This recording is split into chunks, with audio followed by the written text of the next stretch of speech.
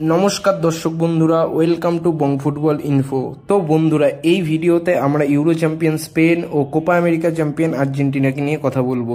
তাই তোমাদের কাছে রিকোয়েস্ট করছি ভিডিওটা স্কিপ না করে পুরোটা দেখার।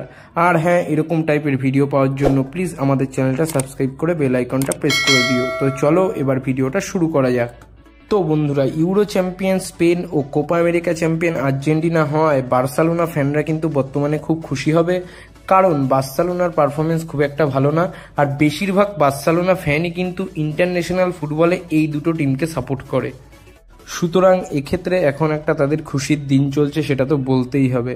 আমরা যদি স্পেনের কথায় আসি, এই বছর ইউরো কাপে আমরা স্পেনকে কিন্তু সেই প্রথাগত টিকিটাকা সিস্টেমের বাইরে ফুটবল খেলতে দেখেছি। তারা দারুণ ফুটবল খেলেছে এবং অনেক বড় বড় টিমকে পরাস্ত করে ইউরো কাপ জিতেছে। যেমন গ্রুপ স্টেজের খেলায় তারা ইতালি ও ক্রোয়েশিয়াকে ডিফিট করেছে। এছাড়াও নকআউট পর্বে জার্মানি, ফ্রান্স ও ইংল্যান্ডের মতো টিমকে হারিয়ে ইউরো কাপটা জিতেছে। স্পেনের কিছু কিছু প্লেয়ার এই বছর ইউরোতে দারুণ নজর কেড়েছে, যেমন ড্যানি ওলমো, নাকি উইলিয়ামস এবং বিশেষ করে লামিন ইয়ামাল। মাত্র 17 বছর বয়সে সে ইউরো কাপের মতো একটা বড় স্টেজে যে ফুটবলটা খেলেছে, তার জন্য তাকে সত্যি প্রশংসা করতে হয়।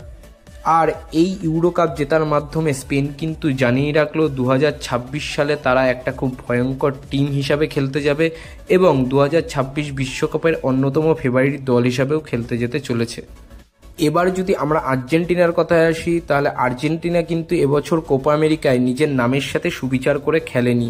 তারা ম্যাচগুলো অনেকটা ট্যাকটিক্যালি জিতে গেছে এবং এই ম্যাচগুলো জেতার পেছনে আর্জেন্টিনার ডিফেন্ডিং জুটি এবং এমিলিয়ানো মার্টিনেজের দারুণ পরিমাণে হাত আছে।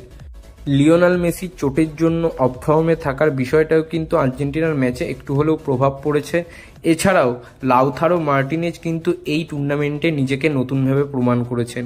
লাউথারো মার্টিনেজকে একসময় গনজালো হিগুয়েন বলা হচ্ছিল, কিন্তু সে কোপা আমেরিকার সর্বোচ্চ গোল স্কোরার হয়ে বুঝিয়ে দিয়েছেন যে তার মধ্যে আর্জেন্টিনাকে নেতৃত্ব দেওয়ার মতো ক্ষমতা রয়েছে।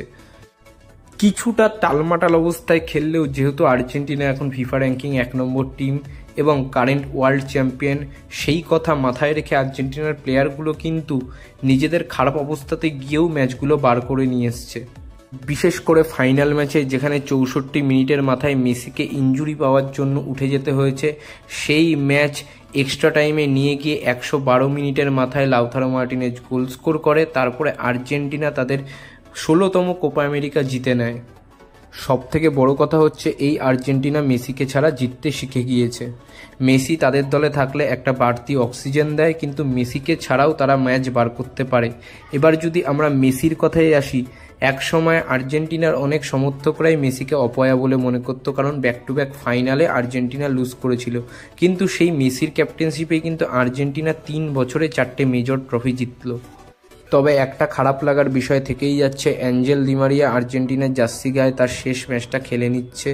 এবার মেসি কতদিন আর্জেন্টিনায় কন্টিনিউ করবে সেটা সময়ের ব্যাপার, কিন্তু যেহেতু স্পেন ইউরো চ্যাম্পিয়ন এবং আর্জেন্টিনা কোপা আমেরিকা চ্যাম্পিয়ন, সেহেতু 2025 সালের ফিনালিসিমা দেখার জন্য কিন্তু আমরা এখন থেকেই অধীর আগ্রহে বসে আছি, কারণ ওই ম্যাচটা দারুণ ম্যাচ হবে। যদি লিওনেল মেসি ফিনালিসিমার ওই ম্যাচ খেলার জন্য ফিট থাকে, তাহলে আমরা সময়ের অন্যতম সেরা প্লেয়ারকে খেলতে দেখতে পাবো ভবিষ্যতের অন্যতম সেরা প্লেয়ারের বিপক্ষে, সেটা হচ্ছে লামিন ইয়ামাল। আর এই ম্যাচে বার্সেলোনা ফ্যানরাও একটু দ্বিধাদ্বন্দ্বে থাকবে যে তারা কোন টিমটাকে সাপোর্ট করবে। তো তোমরা যারা বার্সেলোনা ফ্যান রয়েছো, যারা আর্জেন্টিনা ও স্পেনকে সাপোর্ট করো, তারা কমেন্ট করে জানাও ফিনালিসিমার ওই ম্যাচে তোমরা কাকে সাপোর্ট করবে।